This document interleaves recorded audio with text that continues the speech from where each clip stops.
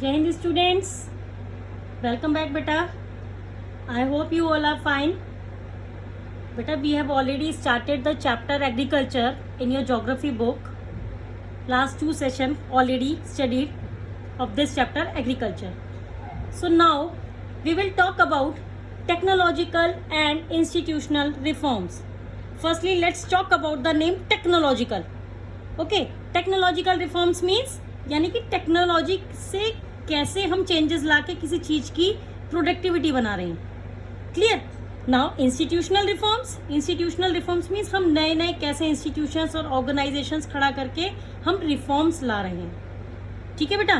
So sustained uses of land without compatible technology और institutional changes have hindered the pace of agricultural development. बेटा मतलब जितना land है हमारे पास, on that land we have not been able to reform it completely because we lack in technological and institutional reforms. First, we are recognizing the problem, okay? And then, in spite of development of sources of irrigation, most of the farmers depended on monsoon and natural fertility. इतनी irrigation facilities होने के बाद भी, after giving so much of irrigation facilities, still there are farmers depended on monsoon and natural fertility. तो obviously हम जो efforts कर रहे हैं वो सब तो नहीं पहुंच रहे ना, वो सबके पास तक तो नहीं पहुंच रहे. क्लियर बेटा. Now third one is for growing population all these poses a serious challenge. Now India wanted to be food secure, right, and the population is growing day by day. This will go on, then definitely it will pose a serious problem for the country also and for the export also, right.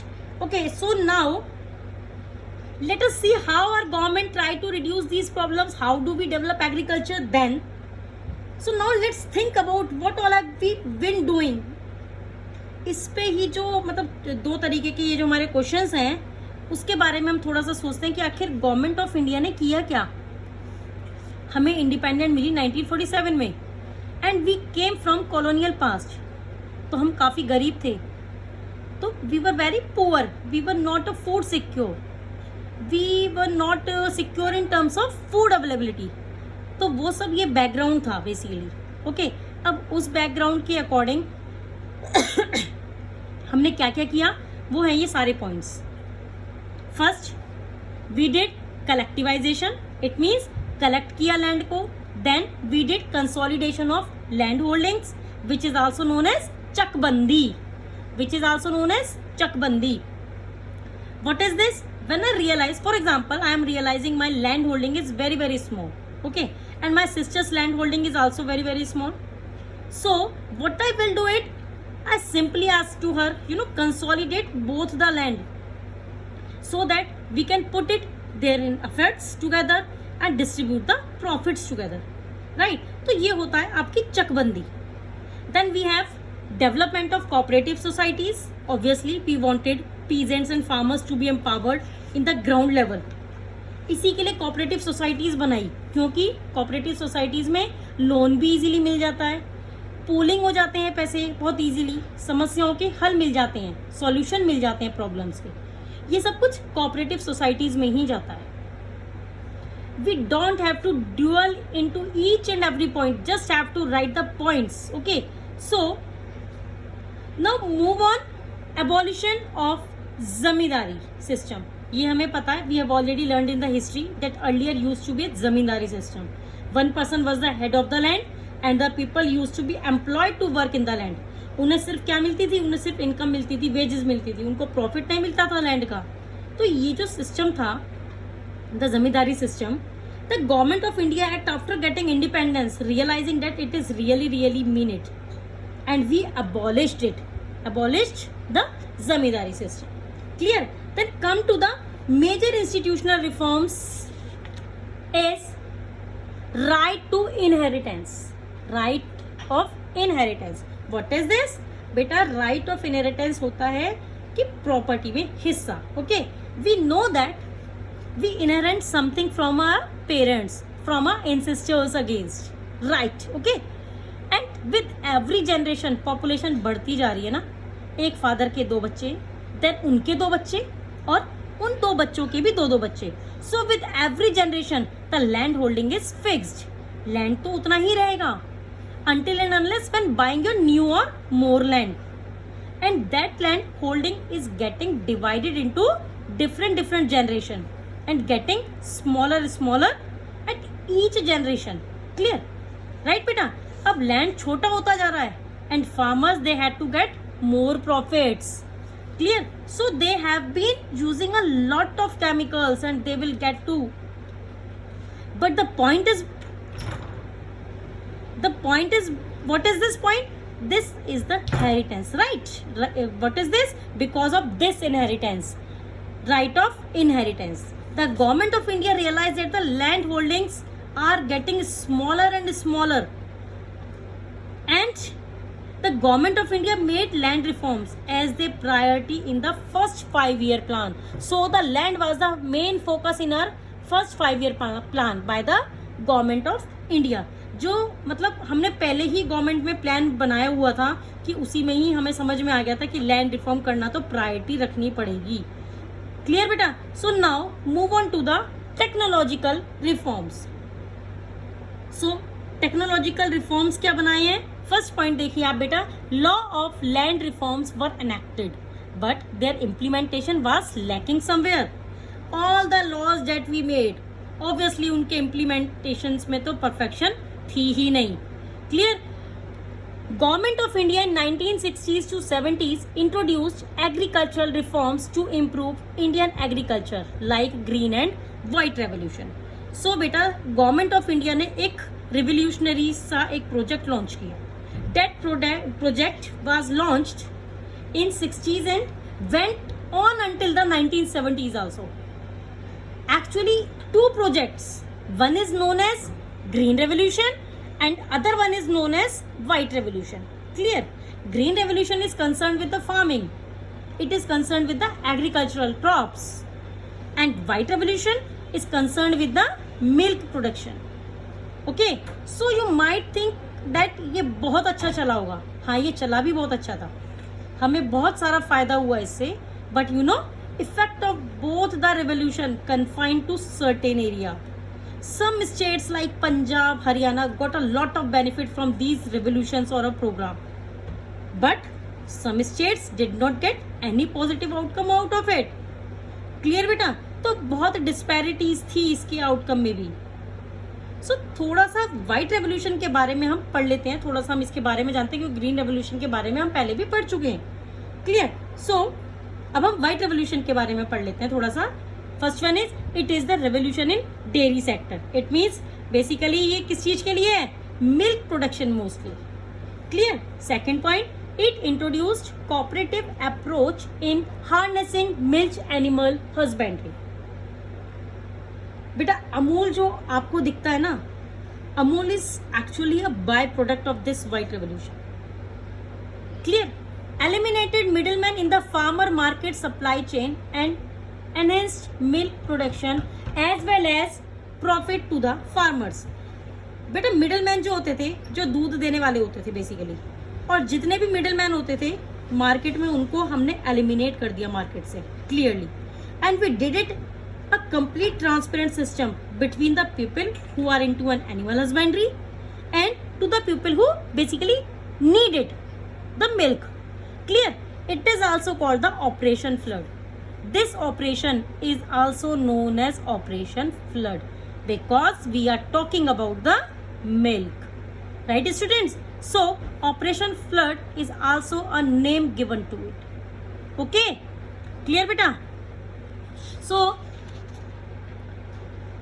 तो बेटा मैंने बताया आपको green revolution के जो effects थे काफ़ी they were not uniform. कई स्टेट्स में ज़्यादा थे, कई स्टेट्स में कम थे. Realising that government of India in 1980s and in 1990s came up with the comprehensive plans. 1980s and 1990s many institutional and techno reforms were made under comprehensive LDP. What is this? I told you later. बेटा जो government of India थी उन्होंने बोला कि बहुत हो गया, हम सब कॉम्प्रिहेंसिव, हमें अब क्या चाहिए? हमें कॉम्प्रिहेंसिव प्लान चाहिए लैंड रिफॉर्म्स के लिए.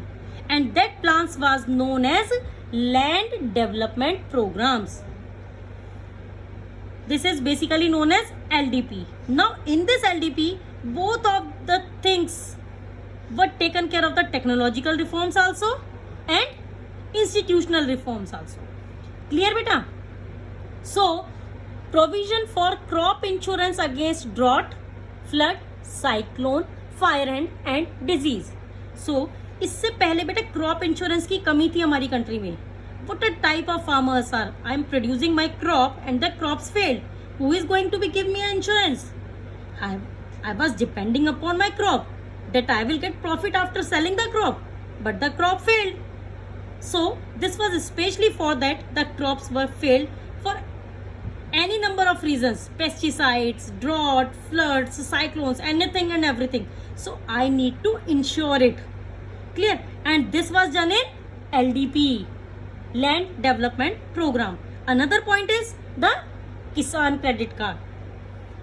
Like a normal credit card, this Kisan Credit Card gives you a certain amount of a credit. और उस पैसे से आप जितना इनपुट आपको देखना है एग्रीकल्चर के लिए उतना आप खरीद सकते हो. If you buy seeds, so you can buy through this credit card. If you wanna buy any machines, any fertilizers, chemicals, you can use it. And वो जो होता है ना, स्टार्ट करने से पहले थोड़े से पैसे चाहिए होते हैं, तो वो आपको किसान क्रेडिट कार्ड प्रोवाइड कर देता है. Clear? Then we also came up with the personal accident insurance scheme, which is basically known as PAISA, PAISA. So now this is for everybody in India, all the workers, including farmers also. According to this scheme, all the peoples who have Kisan credit card got to have personal accident insurance also. So what is the farmer or the person who is responsible for the crop production? Basically, something happens to them, then their families should not start, so they came up with the accident insurance scheme. Then special weather bulletins and agriculture programs for farmers were introduced through radio and television channels.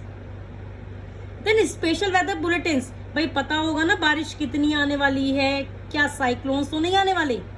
Will be able to understand the weather conditions that are going to come for a crop. We will be better prepared. So some special weather bulletins were started by Government of India through LDP.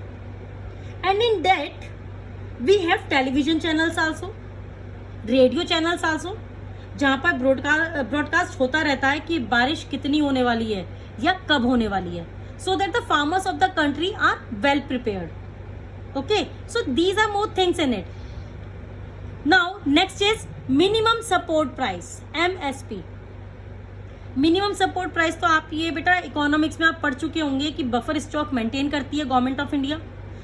And for buffer stock they need grains, wheat or rice mostly. That wheat and rice they get from the farmers of the country on a minimum support price, which they announced before buying. मतलब before, अगर मैं farmer हूँ suppose, मुझे अपना crop production शुरू करना,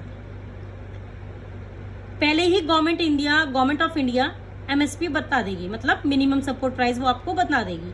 और अगर मुझे वो मिनिमम सपोर्ट प्राइस पसंद आ रहा है तो मैं क्या करूंगी, उस हिसाब से अपना प्रोडक्शन करूंगी, क्योंकि मुझे पता है कि government of India is going to buy from it. Okay, so this was again things that we started, and we also check the exploitation of farmers by middleman. We also started some institutions in each and every village of India, so that people have somewhere to go and take the doubts, so that अब मुझे नहीं पता कि मेरी crops में कौन सा कीड़ा लगने वाला है या कौन सा पेस्ट लग रहा है, so I should have somewhere to go, somewhere to ask. That was also started under this program. Clear beta? So now we will talk about the next topic, that is contribution of agriculture. Beta, this topic is very very important, okay, for your exam point of view.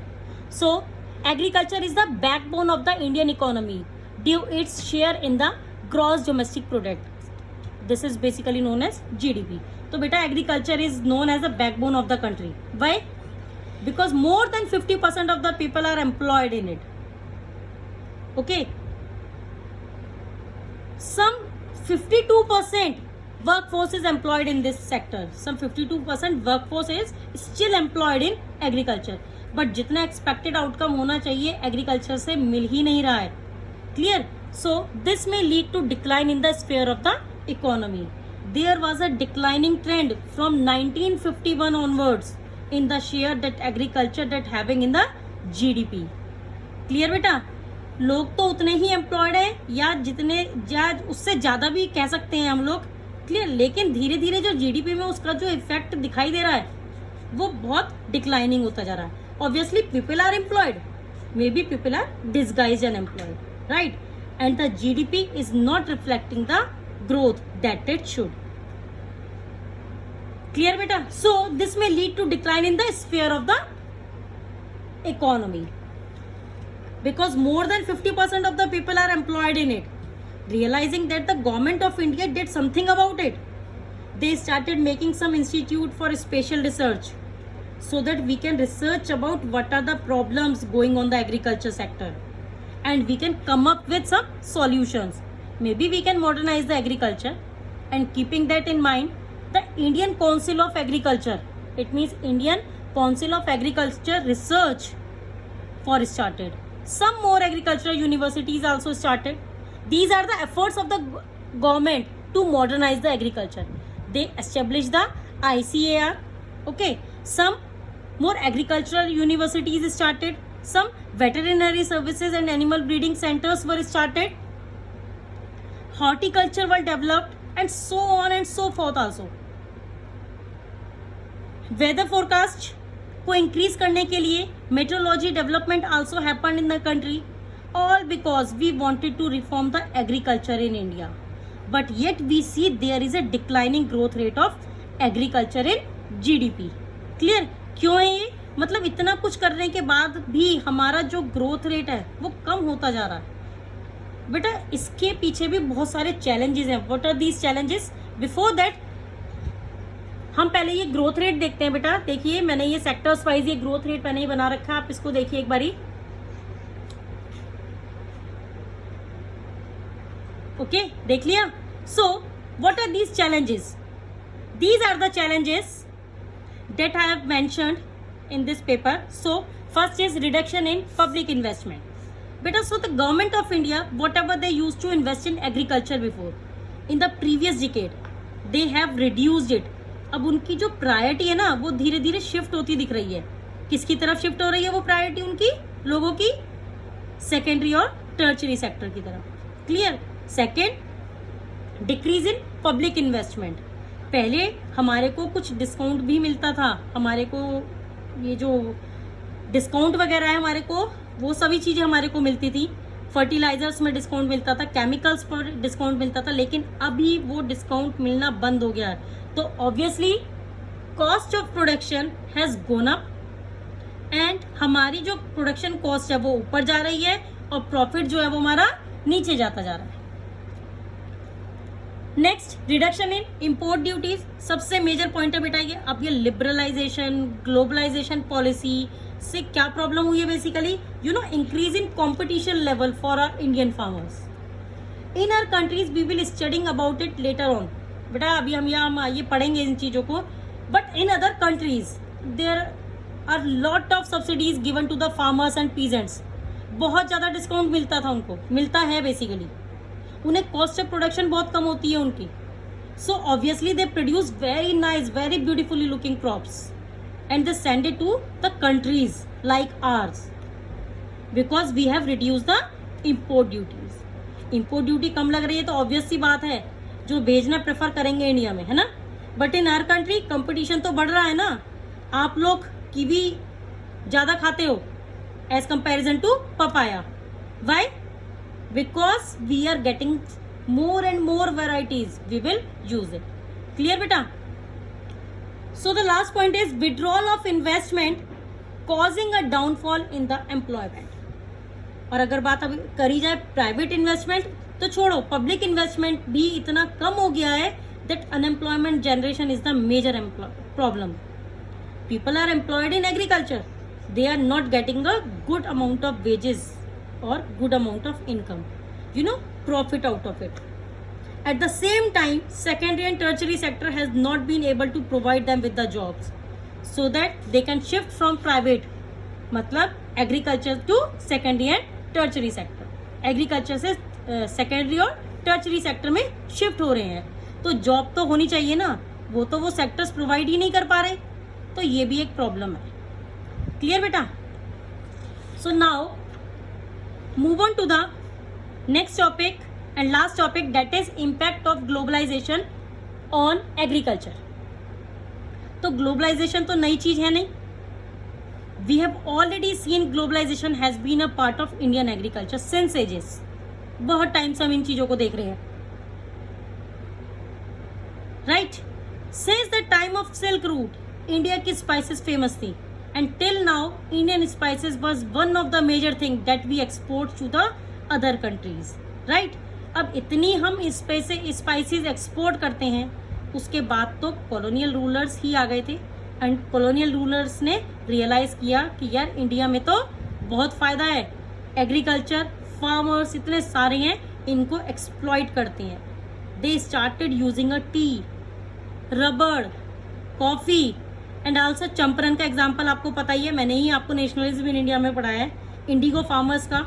In 1917 the Champaran movement had started, Satyagraha started by Gandhi ji. Why? ये सभी चीजें क्यों हो रही हैं? Because farmers were sick of the Britishers for exploiting them for indigo production. खुद के production के लिए टाइम और लैंड नहीं रह जाता था, इंडिगो ही प्रोड्यूस करते रह जाते थे. क्लियर बेटा? बेसिकली पॉइंट ये है कि globalisation in the field of agriculture in India is not a new concept, बहुत पहले से चला रहा है ये. But now the globalization dark side is that agriculture in other countries like Europe and America, वहाँ पे बहुत सब्सिडी है, मैंने बताया ना कि बहुत डिस्काउंट मिलता है वहाँ पे. उससे प्रॉब्लम ये होती है, उनका कॉस्ट ऑफ प्रोडक्शन बहुत कम हो जाता है. Clear? And they are happy to send their products to the other countries such as our country. हमारी कंट्री में क्यों हो जाता है ऐसा? कंपटीशन इंक्रीज हो जाता है. क्या हो जाता है? कंपटीशन इंक्रीज, प्राइजेस हमें और लो करने पड़ते हैं, और फार्मर्स को बहुत ज़्यादा क्या होता है? लॉस होता है. ऑलरेडी लॉस में agriculture. Indian farmers have been exposed to a new challenges. Clear? Green revolution भी जो मैंने आपको बताया था, वो भी जो भी हम करते हैं उसका रिजल्ट्स भी क्या है? यूनिफॉर्म नहीं होता है. उसमें भी इतने सारे chemical fertilisers we have used throughout the green revolution. Okay, then now the soil has been degraded and the land has been degraded and has been drying up of the aquifers. तो अब हमें नई techniques की ज़रूरत है, because these are the impacts of globalization on agriculture and these are the challenges of Indian farmers. तो इतने सारे हमारे ये चैलेंजेस होने के बावजूद भी अब हमारे को किस चीज़ की ज़रूरत है बेटा?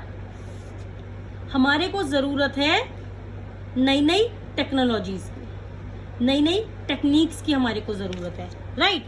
सो ये एक डिड यू नो है आपकी बुक में, that is gene revolution. Gene revolution is the keyword for revolution in agriculture production. बेटा टेक्नोलॉजी इतनी आगे पहुंच गई है, then now we can genetic engineering and make the hybrid varieties that we want to. And also there is a organic farming.